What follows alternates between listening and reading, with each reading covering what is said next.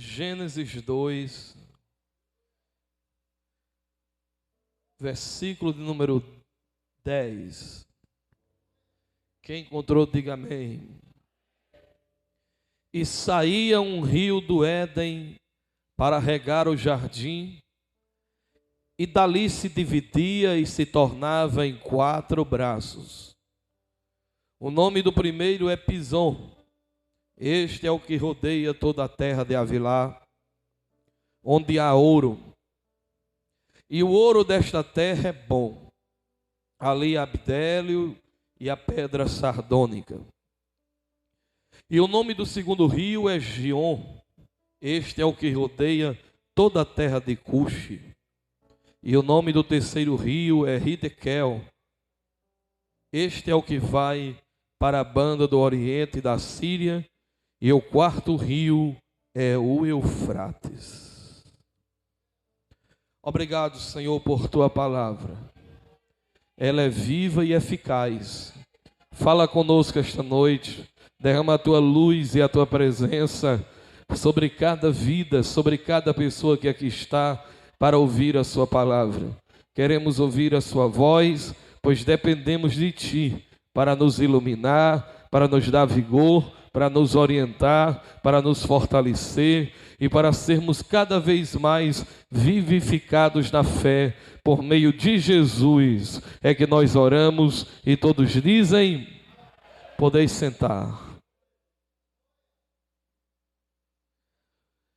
Meus irmãos, eu estava hoje pensando, estava eu meditando um pouco sobre o agir de Deus, sobre o trabalhar maravilhoso do Senhor, de como Deus trabalha de formas que são simplesmente impressionantes, surpreendentes, como muitas vezes Deus, Ele nos surpreende quando nós achamos que já vimos de tudo, ainda não vimos nada.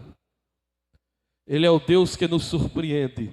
E eu fiquei pensando em algumas coisas que Deus faz na Bíblia, e me deparei com esse significado de que tudo que Deus faz sempre tem no meio algum rio. Sempre que você vai ver na Bíblia tem alguma história de profeta, de rei, de sacerdote, de Israel, de Jesus, de anjo, de tudo relacionado com rios. Eu chego à conclusão que o nosso Deus é o Deus dos rios. Deus gosta de rios. Deus não é tão praiano, não. Deus gosta de rios. Porque a Bíblia diz que na Nova Jerusalém não haverá mar, mas na Nova Jerusalém há um rio de cristal que sai debaixo do trono de Deus. Ele é um Deus que gosta de rio. Nos primeiros capítulos da Bíblia tem rios. E no último capítulo da Bíblia tem rios. Então Deus é um Deus que gosta de rios. E quando a Bíblia vai falar do chamado de Jesus para aqueles que têm sede, Jesus diz que aqueles que creem nele, como diz a Escritura, rios de águas vivas fluirão do seu interior e jorrarão para a vida eterna. Ele não é Deus de águas paradas. Quem gosta de água parada é muriçoca, é mosquito da dengue, é porco, porque água parada cria lodo, cria lama, fica podre. O nosso Deus não é Deus de lago, Ele é Deus de rios, Ele é Deus de águas correntes, Ele é Deus de águas cristalinas, Ele é Deus de águas poderosas, que tem rumo, tem destino. Então o nosso Deus é o Deus que quer nos chamar a este sentido, a esta profundidade dos significados dos rios na palavra dele. Porque se você crê nele, é impossível esse rio não estar correndo dentro de você. Se você crê nele, dentro de você não tem um rio. A Bíblia não diz que tem um rio, não, eu errei. A Bíblia diz que rios no plural. Rios no plural, não é um rio não. O único rio que tem no singular é o rio da vida. E quando Deus planta o jardim do Éden, que Ele planta aquele paraíso maravilhoso, vinha o rio de Deus, e desse rio de Deus saía 4 rios. Olhe para o seu irmão e diga: dentro de você corre rios. Agora, no plural, não é um rio, é rios. Por que existe a palavra rios no plural? Porque Deus tem mais de um rio. Deus é rico em rios. Deus tem muitos rios. E se alguma coisa dentro de você está parada, está seca, está apodrecendo, é porque está faltando rios. E hoje Deus quer fazer esses rios voltarem a correr de novo na sua vida. Para você ser um crente vivo, pentecostal, verdadeiro, fervoroso, com rios correndo dentro de você. Água de rios nunca são as mesmas. Crente que tem rio não vive de rotina, porque as águas estão sempre correndo. Crente, irmãos, que tem rios, meus irmãos, as águas dos rios, elas são poderosas. São elas que abastecem as grandes hidrelétricas para a produção de energia. É por isso que um crente que tem rio, ele é elétrico. Ele não para, ele não desiste, ele se cansa, mas ele tira a força da fraqueza e permanece olhando para Jesus. As águas dos rios. Mas ele disse rios no plural. Quais são os rios de Deus? Eu quero viajar com você hoje nos rios de Deus. Pergunta ao seu irmão: você conhece os rios de Deus? Vamos viajar nesses rios. Ou vamos mergulhar nesses rios. Vamos dar abraçada nesses rios. Vamos mergulhar até ficarmos sem fôlegos debaixo dos rios da graça de Deus. O primeiro rio de Deus que eu quero falar hoje é o rio da providência de Deus. Você pode dizer comigo: o rio da providência. Entrou aqui hoje desanimado, passando luta, o problema bateu na porta, a escassez está se aproximando de você, você acha que não vai dar certo, você acha que as coisas não vão fluir a seu favor, você não sabe como vai resolver. Fica tranquilo, porque Deus tem um rio que eu quero chamar de rio da providência de Deus. Ele vai fazer a providência chegar até você através deste rio. Olha o que a Bíblia diz e nós lemos. O nome do primeiro é Pison. Diga comigo: Pison. Foi fraco, diga Pison. Fala para o seu irmão: esse é o rio da providência. Vai chegar na sua vida, diga aí. Vai chegar na tua vida. Quando esse rio corria, o que é que acontecia? A Bíblia diz que onde esse rio chegava havia ouro. Onde esse rio estava havia ouro. E havia pedras preciosas. Esse rio corria para a terra de Avilá. Avilá, ou Ávila, é algo precioso, valoroso, valioso, tesouro. É onde há ouro. Ali há um ouro que é bom. E a bidélio e a pedras sardônicas. Louvado seja o nome do Senhor nosso Deus. Se esse rio estiver indo na tua direção, não vai faltar nada. A providência de Deus vai chegar, o recurso de Deus vai chegar, o progresso de Deus vai chegar, a porta vai se abrir e Deus vai lhe dar vitória, porque Ele é o Deus da providência. Oh, crente, se tu crê nisso, levante a mão e dá um murro na cara do diabo, porque a providência vai chegar. A Bíblia diz que quando o rio chegava, ali naquela terra havia ouro. Eu não estou falando literalmente então de ouro, mas de recursos necessários que o crente precisa para viver. E você diz: mas desse culto de doutrina o Senhor veio falar sobre isso porque Deus mandou. porque isso atribula você, isso está lhe tirando a paz, mas papai manda você tranquilizar o seu coração, porque ele ainda é o dono da prata, e ele ainda é o dono do ouro, e esse rio Pison vai correr na sua terra.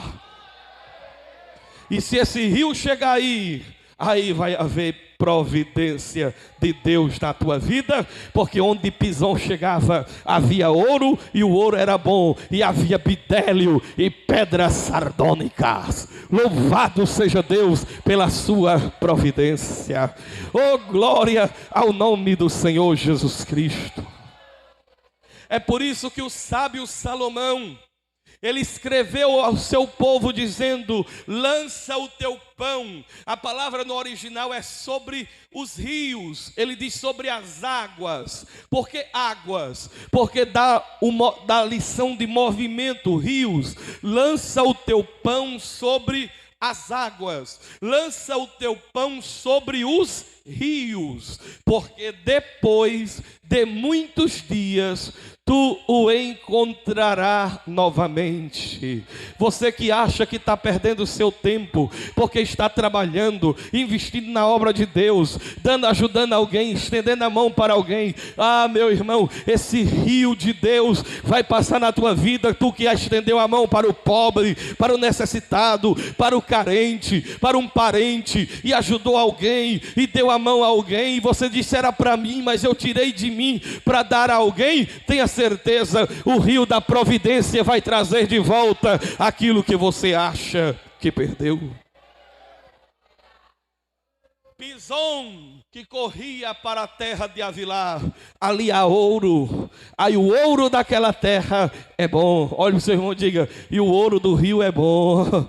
Ah, meu irmão, o rio é melhor do que o de Serra Pelada, é melhor do que qualquer ouro que tem por aí, porque o ouro de Deus é um ouro que não corrompe, é o ouro que o ladrão não rouba, que a traça e a ferrugem não corrói. Vai ajuntando tesouros, porque o rio de Deus está gerando providência para você.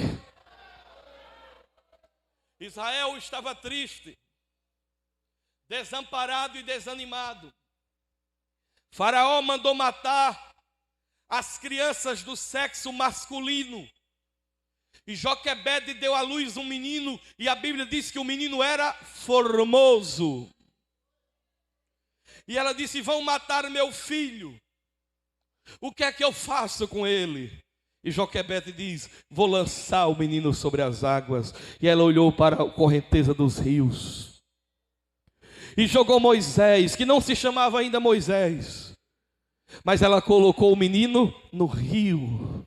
E o que ela estava dizendo é: seja o que Deus quiser. Eu não sei como é que vai ser. Eu não sei se esse menino vai sobreviver. Eu não sei se as águas vão virar o cesto. Ele talvez morra afogado. Eu não sei como é que vai ser, mas eu estou entregando ele nas mãos de Deus. Acreditar na providência de Deus é isso. Eu não sei o que fazer, eu não sei como é que vai ser, mas eu vou lançar sobre a providência, sobre o cuidado, e eu vou confiar que Deus de alguma maneira vai cuidar. E isso aqui não vai se perder. E ela lança o menino sobre as águas. Lá vai o cestinho descendo. A filha de Faraó estava no quarto dela. Banheiras de águas cristalinas aromatizadas com os olhos dos egípcios, cheia de flores, um cheiro de nardo. Mas naquela tarde, a filha de Faraó disse: não vou tomar banho na banheira de hidromassagem, nem na piscina. Estou sentindo vontade de ir para o rio. Uma vontade terrível de ir para o rio. Mas não vá, porque é que tu tem as piscinas aqui, tem banheira. Mas eu estou com vontade hoje de tomar banho no rio, porque era Deus que estava incomodando ela para ir para o rio, porque tinha um meninozinho descendo descendo no leito do rio. E quando ela vai para o rio, exatamente na hora que ela vai para o rio, porque Deus é perfeito, Deus é tremendo, Deus é espetacular, Deus trabalha de maneira perfeita e singular. Exatamente na hora que a filha de Faraó, que era a princesa princesa Sara Hatshepsut, quando ela vai para o rio, vem passando o cesto. E ela diz: pega esse cesto. E quando pega aquele cesto, tem um menino bonito lá dentro. E ela diz: o nome do menino vai ser Moisés, porque quer dizer tirado das águas. Shalamai, Kandalamaia, Rabashundere Kandalamaia. Olha para o seu irmão e diga: te prepara para tu tirar das águas. Tu vai achar o teu Moisés, o teu tirado das águas. A providência vai chegar e tu vai dizer: aqui foi o rio de Deus que mandou. Foi o rio de Deus que mandou.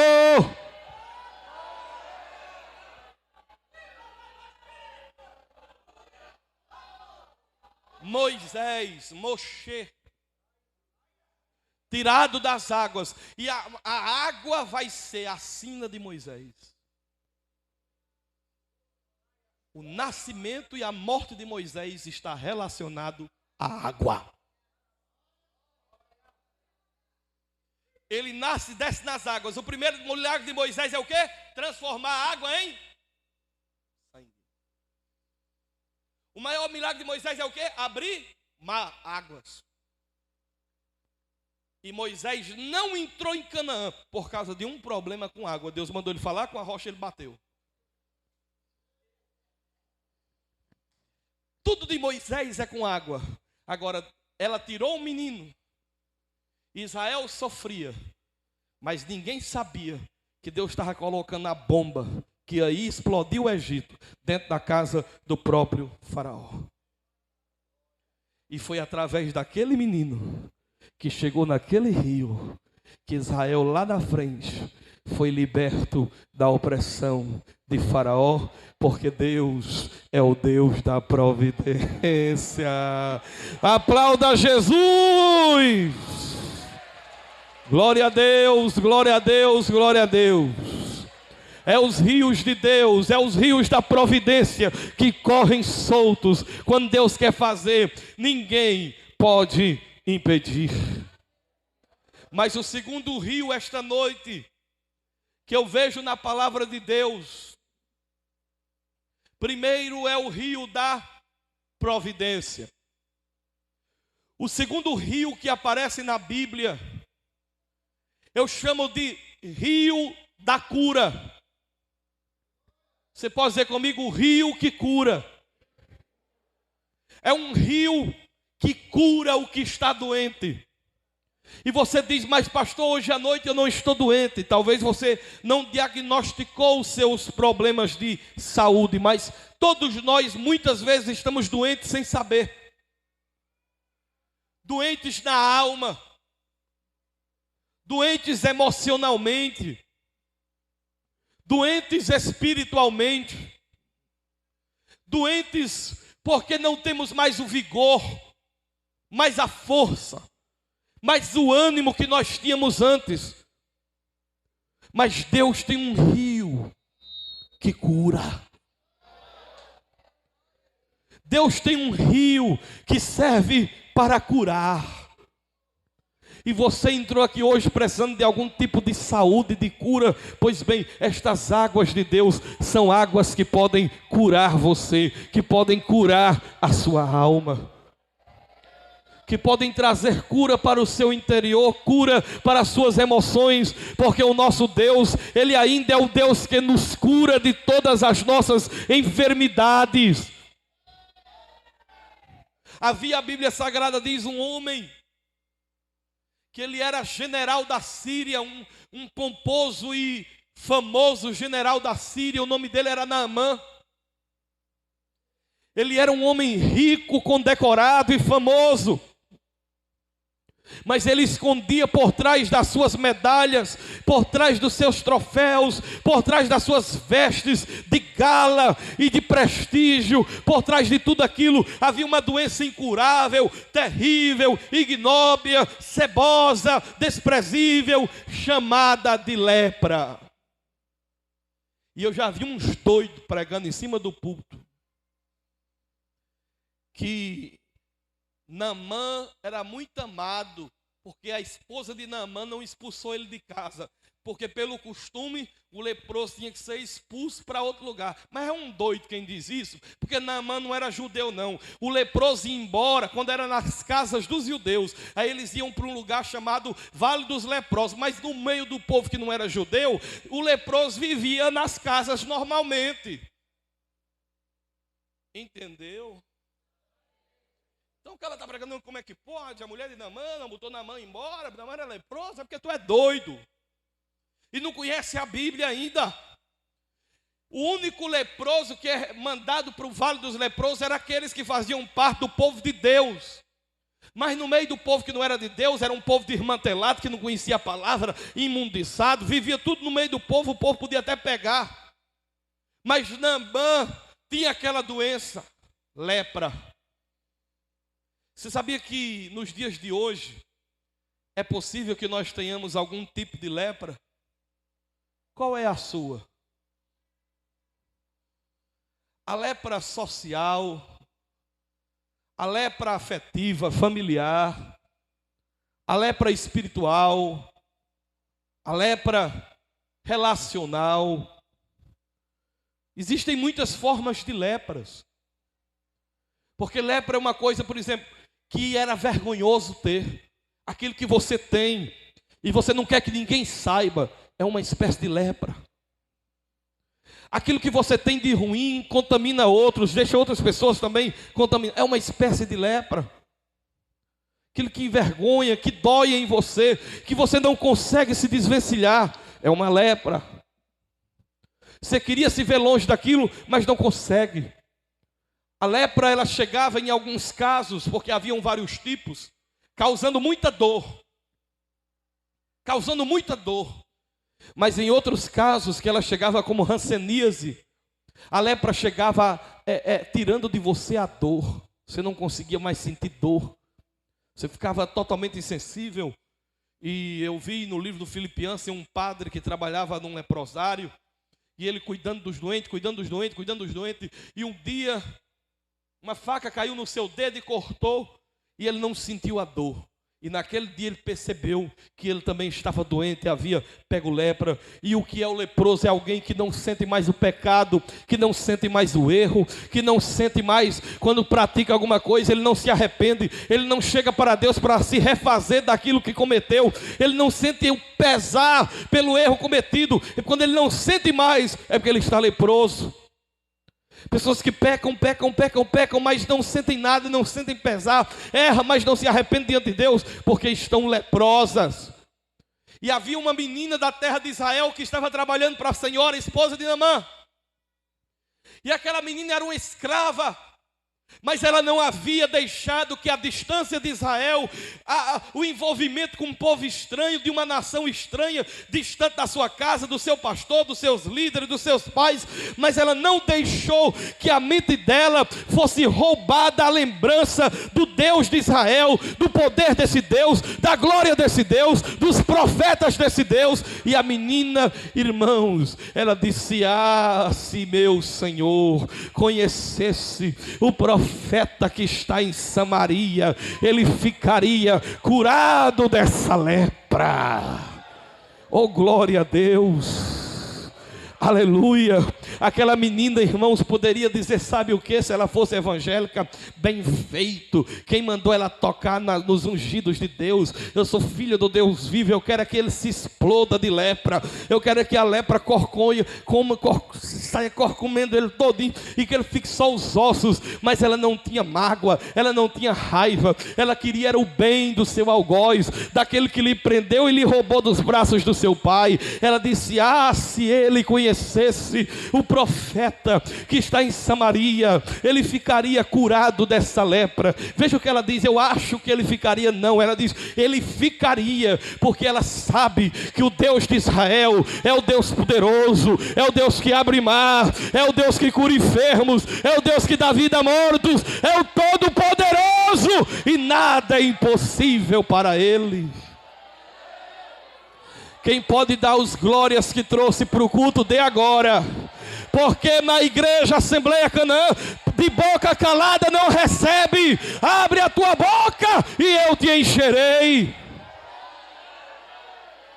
Salmo 81, versículo 10. Abre bem a tua boca e eu te encherei. E Abraão foi fortalecido na fé, dando glória a Deus. Naamã, a menina de Israel, falou assim e assim e assim. Naamã acreditou e disse: pois eu vou para a terra de Israel. Pegou uma carruagem cheia de ouro, cheia de riquezas, cheia de bens. Mandou uma carta para o rei de Israel, dizendo: rei de Israel, eu quero uma audiência com o profeta que tem aí, porque eu quero que ele me cure da lepra. A Bíblia diz que o rei se temorou, perdeu o sono, ficou com medo. E sabe por que o rei ficou com medo?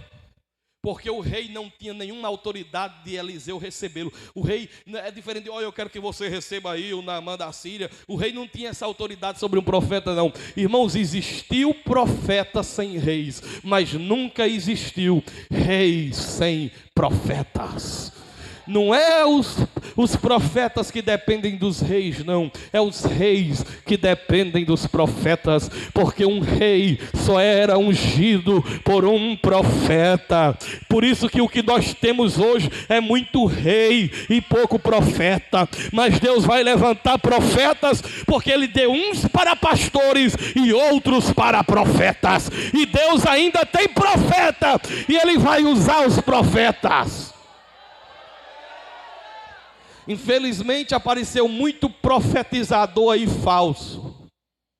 Muita gente da Profetalândia aí, profetizando falso. E por causa disso, a gente deixou de acreditar que ainda existem profetas. Que não é necessariamente alguém que bate no pé e diz: eis que eu te digo. Mas é alguém que prega a palavra revelada para o momento, para a hora exata que alguém esteja a precisar. Nem todo profeta tem o dom de profecia, e nem todo mundo que tem o dom de profecia é profeta. Eu estava dizendo hoje que está acontecendo comigo coisas que nunca aconteceram. Era muito difícil.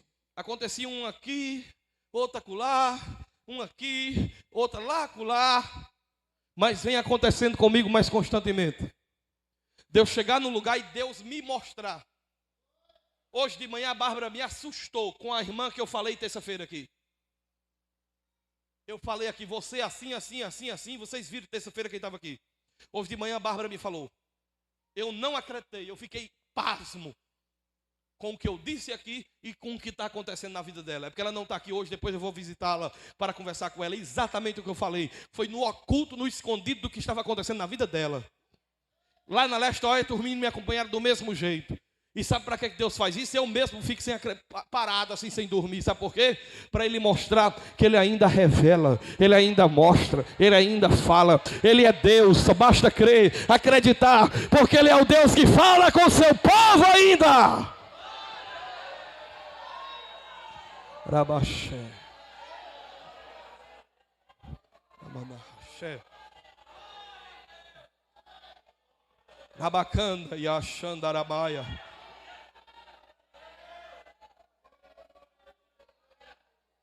Olhe para o seu irmão e diga: Deus quer trazer de volta os dons espirituais para a igreja. Não é movimento não, é o dom verdadeiro, espiritual. Nesse negócio de ficar caindo no chão feito lagartixa, não. Eu estou falando de poder de Deus, de você se alegrar, falar em línguas estranhas, sorrindo, alegre, feliz, dando glória a Deus.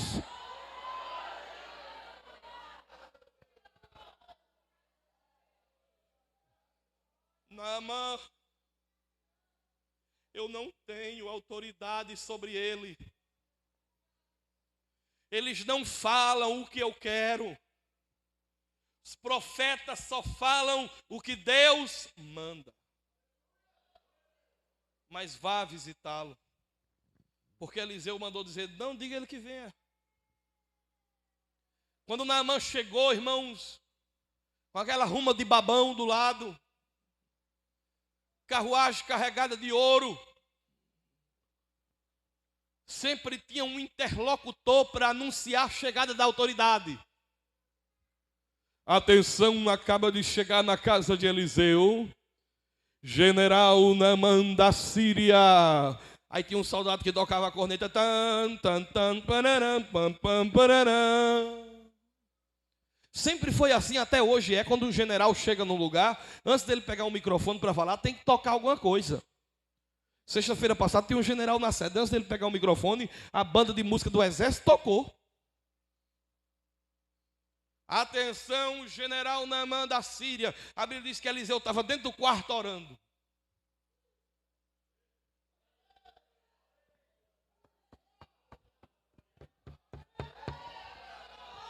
Eliseu!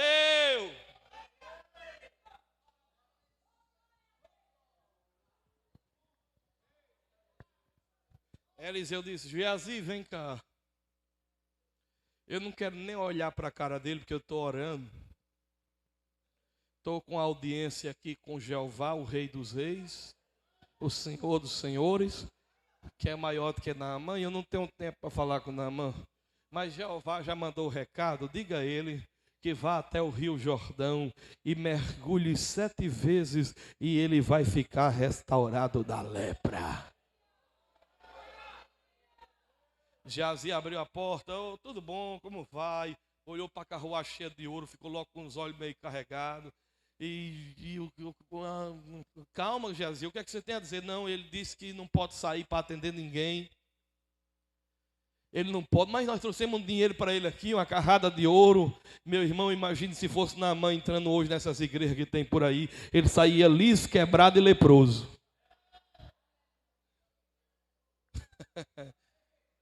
Mas olha, Naamã não pode, Eliseu não pode falar com o senhor não. Mas ele mandou você ir lá no Rio Jordão, mergulhar 7 vezes. E você vai ficar curado. Naamã sai e fica com raiva. Fica revoltado. Fica enraivado. Como é que pode? Rios da Síria, Farpa e tantos outros rios de águas lindas. Ele me manda ir para esse rio velho, Jordão. E era inverno e as águas estavam turvas. Mas sabe por que Deus mandou ele lá para o Jordão? Porque a palavra Jordão significa descer. Olha para o seu irmão e diz, tem que descer, meu amigo. Tem que descer, tem que descer, tem que descer. Quer receber milagre, tem que descer. Quer receber cura, tem que descer. Quer ver a bênção chegar, tem que descer. Você sabe qual era o problema de Naamã? Querer escolher a receita. Querer escolher o remédio. Quem determina o que você tem que fazer não é você não, quem determina é Deus. Você não vai no médico dizendo que remédio quer tomar, você vai no médico dizendo o remédio que você precisa. E quem determina o remédio é o médico, e você nem entende a letra, mas toma. Você pega um remédio daquele como eu estou com um espinhaço aqui quase torando no meio, que o Uriel passou 20 minutos montado nas minhas costas, e eu de joelho na cama, e ele sentado em cima assistindo a televisão, e eu fui dormir, acordei com o espinhaço quase torando no meio, e ontem de noite eu estava na festa do discipulado, e me deram lá um comprimido, que era não sei o que muscular, que eu não lembro mais o nome do bicho, mas era um nome horrível, assustador. Mas eu tomei sem saber. E Deus às vezes pede algo a você e você fica botando boneco porque não sabe. E quem disse que é para você saber? Às vezes você não sabe, mas porque você não sabe, você tem que agir pela fé. Ele disse uma certa vez: não temas, crê somente. Ele nunca disse entenda, compreenda somente. Ele disse crê somente. Tem hora que a gente não entende nada, não sabe como é que vai ser. Mas se Deus mandou, obedeça. Porque quando Ele manda, é porque Ele sabe mais do que você. E aí está o segredo da vitória. Naamã chegou lá no rio. E parece que eu vejo Naamã.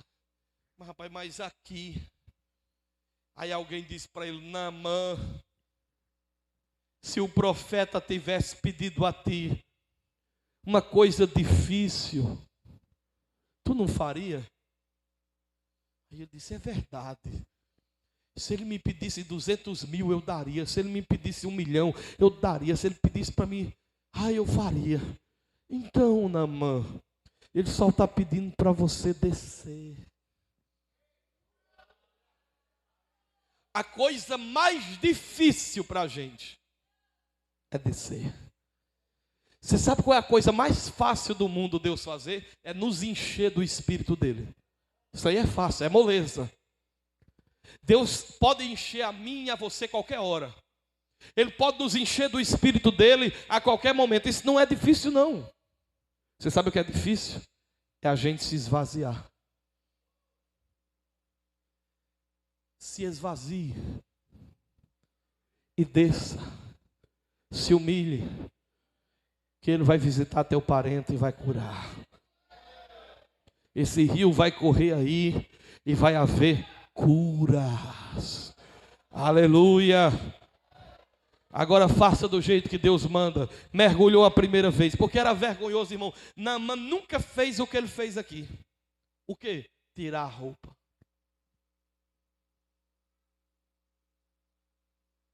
Teve que mostrar para todo mundo a lepra.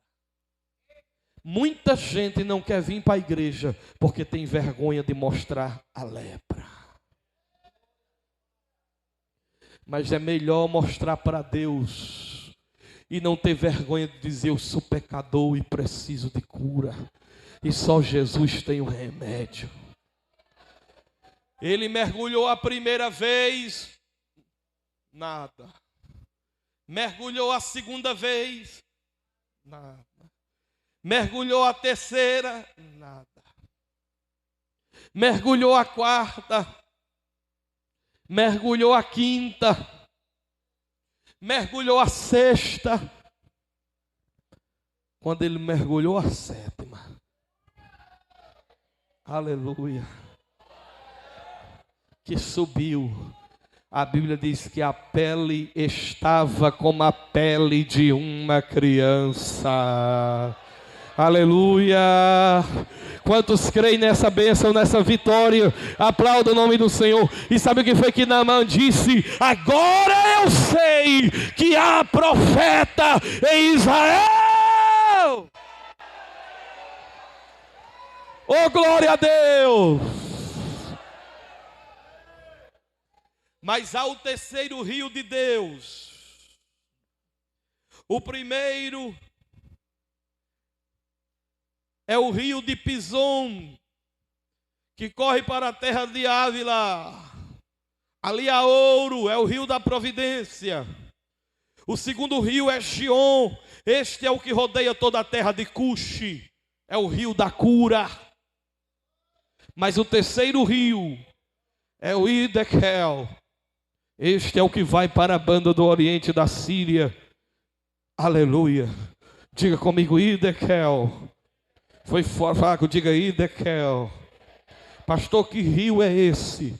Eu vou dizer agora, esse rio eu gosto, eu sou louco por este rio, eu sou apegado a esse rio, eu tenho paixão por este rio. Pastor, que rio é esse? O rio Hidekel é o rio do renovo espiritual, é o rio Hidekel, é o rio do renovo espiritual. Tem gente aqui que está esfriando, está amolecendo na fé, mas o rio do renovo vai chegar aí. Eu estou crendo. Eu estou crendo nesse renovo de Deus. Sabe que rio é esse, rio Hidekel? Por exemplo, o profeta Ezequiel. Ele foi chamado nesse rio. Deus chamou Ezequiel nesse rio. Foi aí que Deus apareceu para ele, quando ele estava no 30º ano, junto aos cativos de Babilônia, junto ao rio, alguns chamam Urai ou Hidekel. Quando o céu se abriu. Interessante, irmãos, outro dado bíblico para quem gosta, é que toda a vida o céu só se abre em tempo de dificuldade. O povo estava oprimido, sendo levado para a Babilônia, mas Ezequiel disse, o céu se abriu. João estava exilado na ilha de Patmos, sofrendo, acorrentado, mas ele disse, o céu se abriu, e uma mão dizia, sobe cá, João, sobe cá. Olha o seu irmão e diga para ele, Deus quer renovar a tua vida espiritual. Deus quer te fazer uma tocha acesa, irmão. Deus não quer você como uma virgem andando com uma lamparina velha, que parece um vagalume, não. Deus quer você com uma lâmpada iluminando a casa toda. Até quem não é crente vai ficar iluminado por causa da luz que está em ti. Deus quer te renovar. Eu posso estar cansado fisicamente, como for, você também, mas o seu interior tem que estar conectado com a fiação divina. Você chega na igreja que começa a palavra, começa o louvor, se a fiação estiver ligada, irmão, eu garanto que você não vai ficar aí abrindo a boca querendo dormir, feito o Dunga, o soneca do Setanão, não.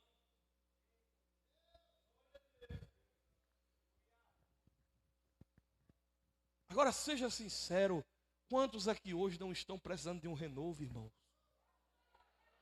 Voltar a orar de novo, a ler a Bíblia, a jejuar, a consagrar, a ter uma vida íntima com Deus, a ter uma vida de comunhão que fique você mais não dependendo de homens, mas você tem uma vida com Deus. Sabe, eu sonho com isso. Com uma igreja, irmãos, que vibre, que grite, que chore, que confessa pecado, que recebe dons, batismo com o Espírito Santo. Uma igreja que chega aqui na frente para contar testemunho de que teve uma intimidade maior com Jesus, que teve um encontro maior com Deus, que está tendo uma revolução na sua vida espiritual, que você está voltando a ler a Bíblia, a orar, a buscar, a jejuar, que você está sentindo uma alegria, que você recebeu um dom, de alguma coisa assim. Porque eu sou desse meio. Lá na minha cidadezinha, Baixio, a gente cresceu vendo isso. Esse mover de Deus, essa ação livre de Deus. Sem tecnologia, sem música terapia. Sem nada, Deus se movia. Paralítico eu vi andar, surdo ouvir. Cego ver, eu vi um menino que o demônio manifestou. Quando nós repreendemos o demônio saiu, mas ele ficou cego. Nós oramos por ele, a visão voltou. Eu vi coisas maravilhosas. Hoje o que nos faz vibrar não é mais o que fazia a igreja vibrar, mudou. As vibrações agora são outras. É como que o que nos fazia feliz antigamente era um cuscuz com ovo. E a gente comia com prazer a cuscuzeira todinha. Hoje a gente olha para o cuscuz com ovo e diz, isso não. Um arroz, isso não. Um peixezinho, isso não. A gente só quer escargot, caviar. Aí só faz efeito se for essas coisas sofisticadas. Mas não estou falando de comida, vocês estão entendendo, né? Estou falando de espiritualidade. Antigamente você dizia qualquer coisinha, Jesus é bom, ele vai voltar para arrebatar a igreja já estava feliz. Hoje em dia você tem que morrer, se acabar, botar os povos para fora, os olhos, e se acabar, e o povo fica...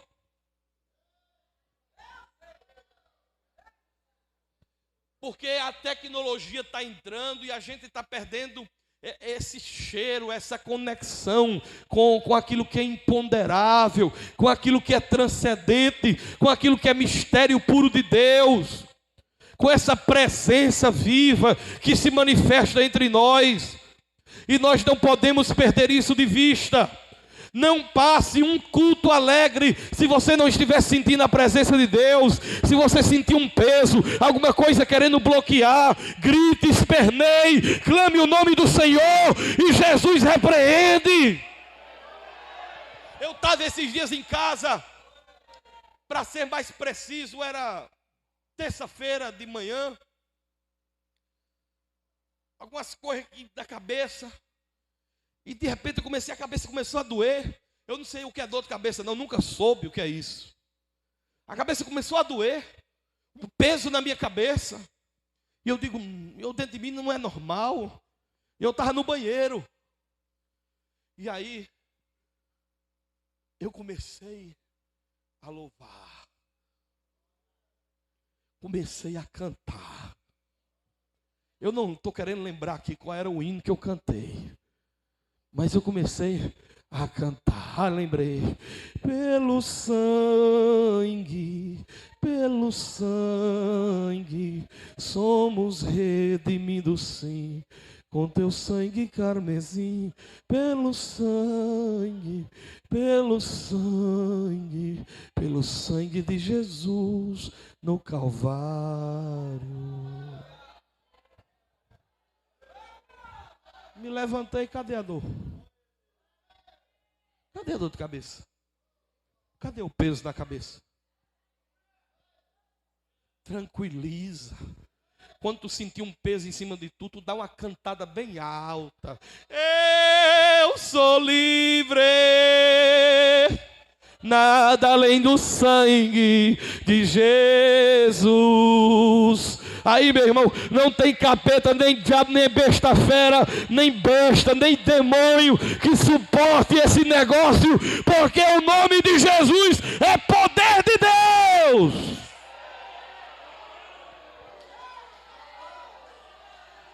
Agora, guerrei. Eu poderia ter ido, sabe para onde? A cabeça está pesada. Filha, me dê um Doril, um Dorflex, um Neosaldina. Mas eu fui para Jesus. Porque eu sabia que aquele peso era preocupação, era angústia, de problema, de calúnia, de gente safada falando do problema de domingo, das redes sociais, e a minha cabeça ficou pesada. E quando eu comecei a cantar, aliviou, porque o diabo vai ter que nos engolir. Mas a igreja não vai parar. Ele não engole não, viu? É só um modo de falar. Mas faça alguma coisa. Tem gente aqui, deixa eu ser sincero, eu não estou tecendo crítica a ninguém não. Mas tem gente aqui que eu nunca vi em 4 anos dar um glória a Deus dentro dessa igreja. Nunca vi. Nunca vi não.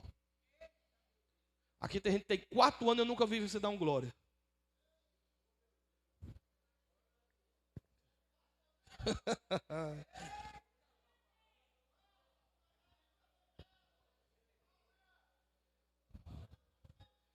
Deus quer renovar a igreja.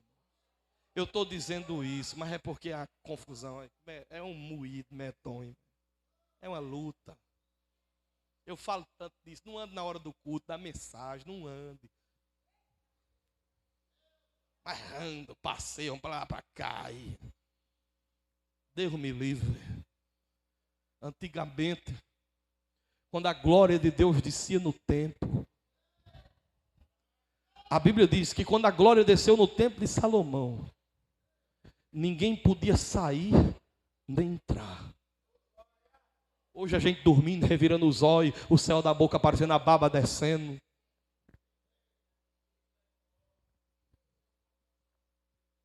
Está errado, irmão.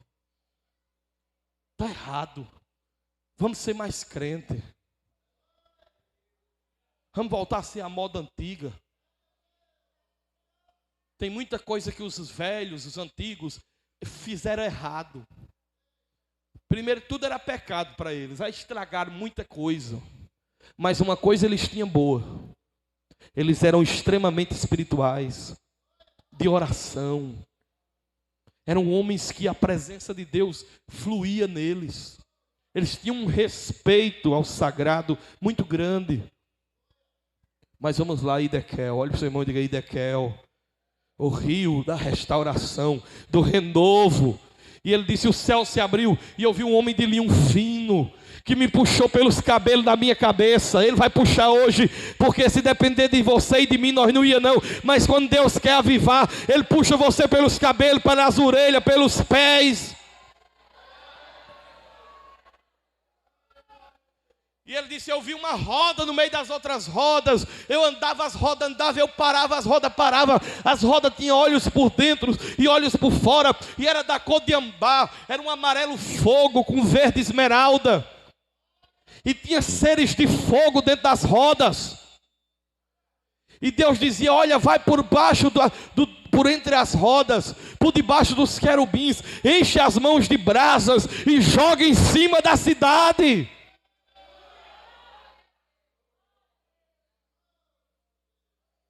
Aí Ezequiel entra no templo.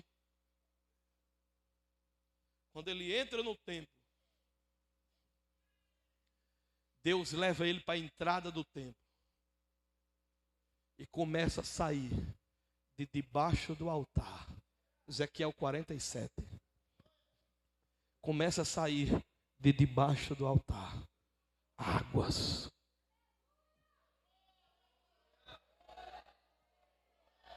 Onde é que as águas estavam?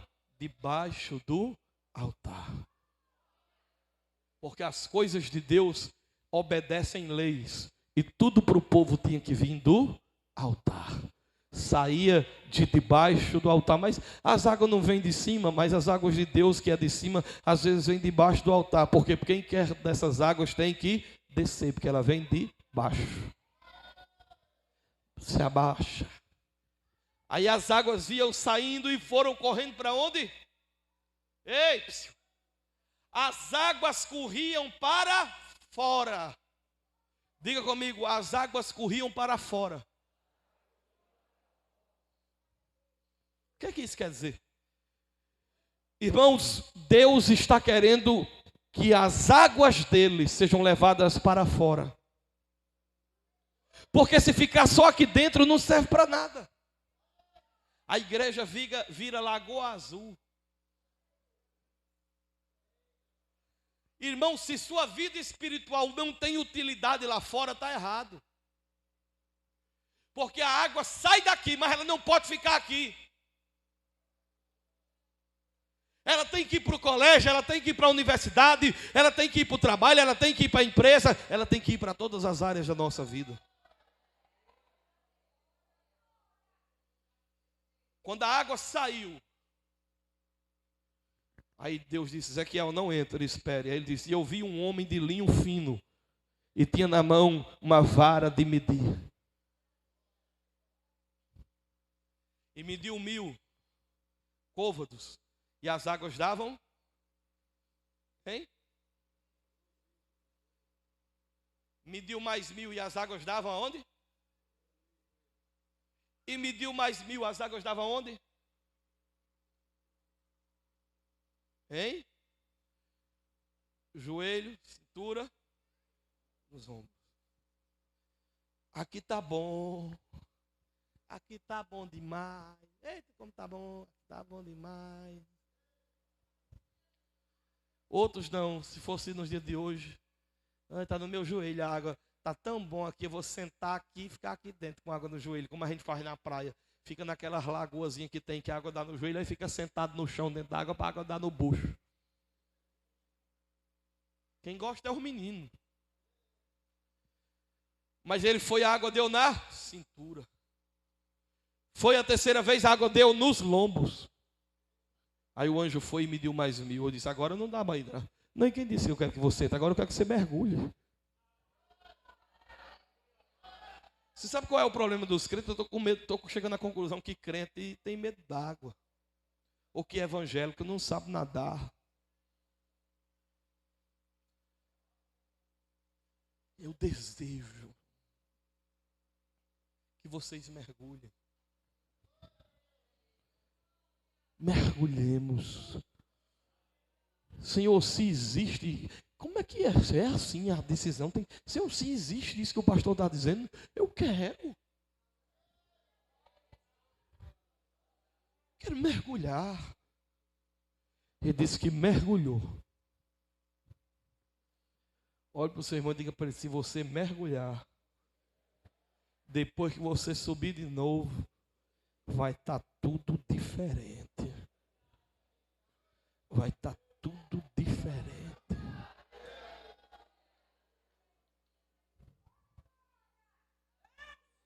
Ele mergulhou.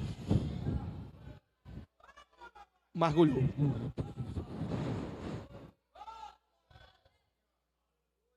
Quando ele subiu, as laterais que estavam desérticas estavam verdejantes e cheias de fruto. Tudo que estava morto voltou a viver. Porque aquelas águas aonde tocava o que estava morto, voltava a viver. Porque aquelas águas saem do trono de Deus e são águas que restauram.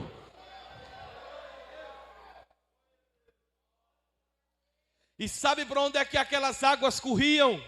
A Bíblia diz que tudo que ela tocava voltava a viver, e as águas que estavam inférteis ficavam frutíferas, e havia uma grande abundância de peixes. Prepara Canaã de Cascavel, porque se esse rio descer, quando for feito a catedral Canaã de Cascavel, haverá uma grande abundância de peixes, e aquele lugar vai ficar lotado para a glória de Deus. Aplauda Jesus.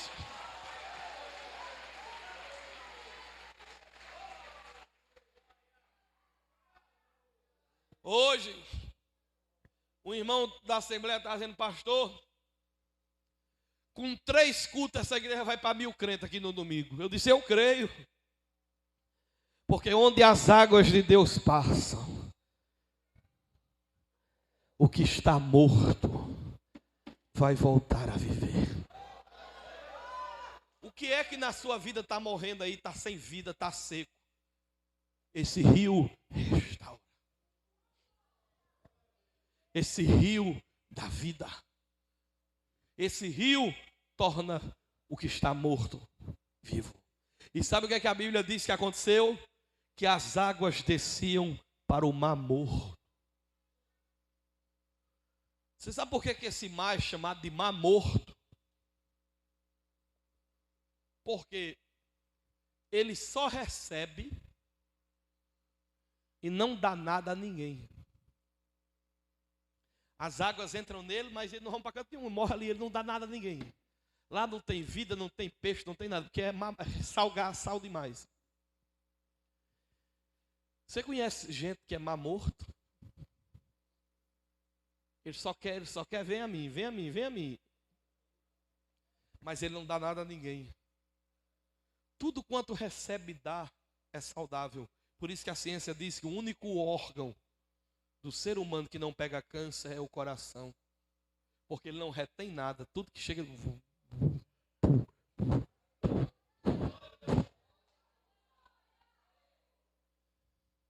Estou certo, Marcelo? Olha, é um doutor, meu. Qual é o mar morto da sua vida? Pastor, tem um homem lá em casa que aquilo ali é um oceano morto. Se o rio bater, vai viver. Minha família é para um mar morto. Deixa a água dessa bater que vai voltar a viver. E o mar morto vai virar mar saudável. Porque Deus sabe como restaurar e transformar água amarga em água doce.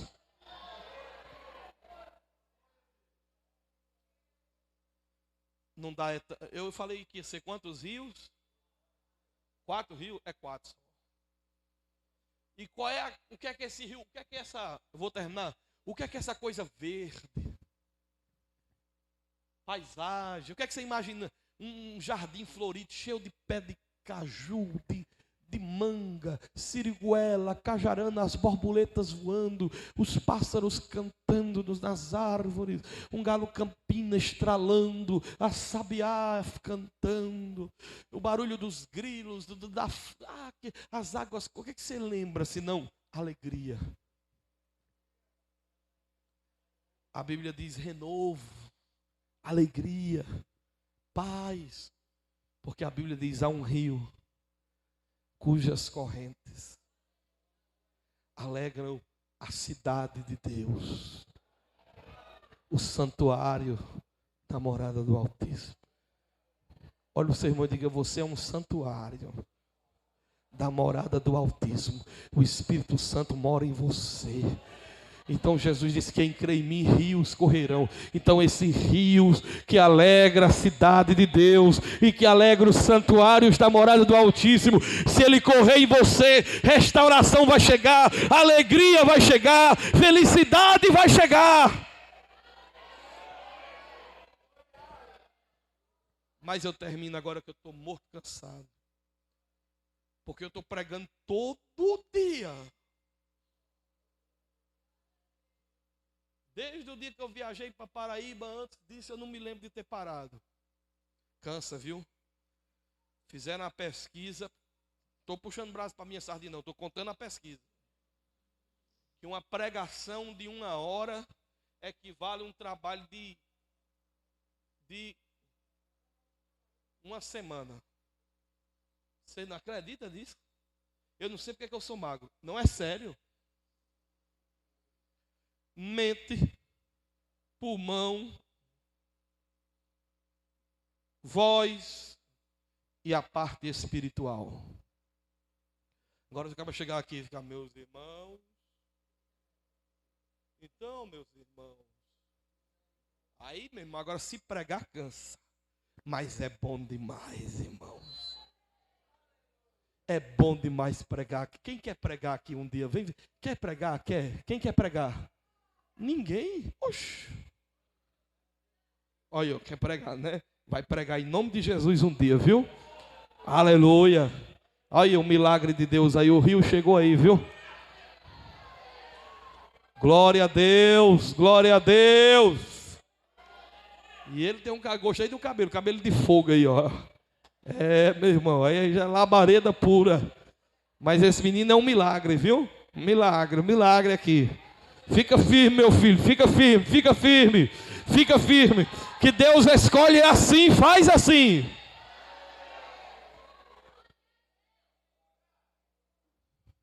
Mas agora eu termino com o último rio. Vamos lá. E o nome do 4º rio é o Eufrates. Qual é o 4º rio? Diga: rio da divisão da minha história. Esse rio é um rio que sua vida é uma antes dele e sua vida é outra depois dele. Eu não estou usando aqui o nome Eufrates em si, mas o 4º rio que eu quero falar é o rio da divisão da história da sua vida. Toda mudança histórica, seja na vida de Israel, seja na vida de um profeta, ou seja na vida do próprio Jesus, acontece com um rio. que é que você quer, Eliseu? Eu quero unção dobrada. Se você conseguir me ver subir, você vai receber. Sabe onde aconteceu isso? No Jordão. Elias estendeu a mão, o Jordão se abriu, Eliseu passou com ele, e depois do Jordão, passou uma carruagem de fogo. Mas ele não subiu na carruagem, ele subiu num redemoinho. Aí Eliseu foi embora. Quando ele olhou para baixo, estava a capa de Elias.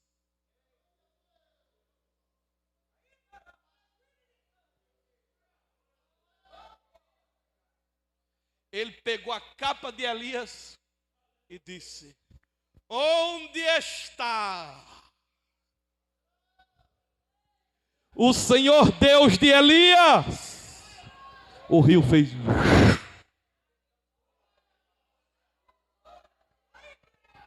E depois que ele passou no rio, ele não era mais o mesmo. Ele era Eliseu, cheio do Espírito Santo e da porção dobrada do Espírito.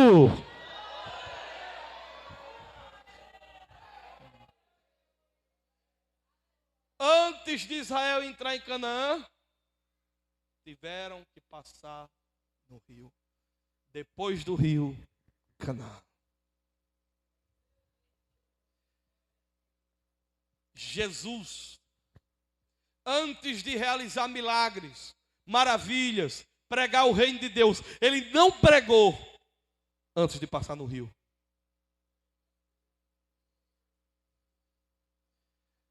John Wesley, quem já ouviu falar em John Wesley? O grande avivalista da Inglaterra. Wesley formou-se em teologia, foi ser missionário dos Estados Unidos da América, a esposa foi com ele. Diz quantas almas o Wesley ganhou? Quem sabe me dizer quantas almas ele ganhou nos Estados Unidos? Nenhuma. Nenhuma. Ganhou foi outras coisas, a mulher deixou ele por outro. Alô? Isso é uma tragédia. O cabo de ganhar uma alma fez perder foi uma. Aí ele voltou para a Inglaterra. Entrou num navio onde iam os irmãos, acho que eram os morávios, eu não lembro agora. E veio uma grande tempestade.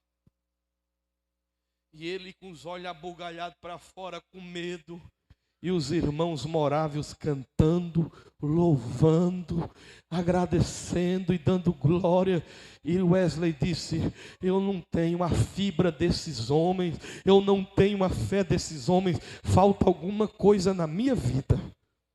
Ele chegou na Inglaterra, foi ouvir um velhinho pregar, e aquele sermão encheu o coração de Wesley, e ali ele entrou nesse rio de Deus, e a vida de Wesley depois daquilo foi transformada, porque ele disse: eu conhecia a religião, eu conhecia a pedagogia, eu conhecia a teologia, mas eu não conhecia a Deus, mas agora eu conheço a Deus. Foi pregado no meio da rua, e houve um grande avivamento na Inglaterra, através de John Wesley. Jesus só pregou depois do rio. Quando ele chegou no rio, e eu termino, João gritou: está no meio de vós o Cordeiro de Deus, que tira o pecado do mundo. Quando ele entrou no rio, o céu se abriu. O Espírito Santo desceu sobre ele. E o pai disse: este é meu filho amado, em quem eu tenho prazer, a ele ouvir.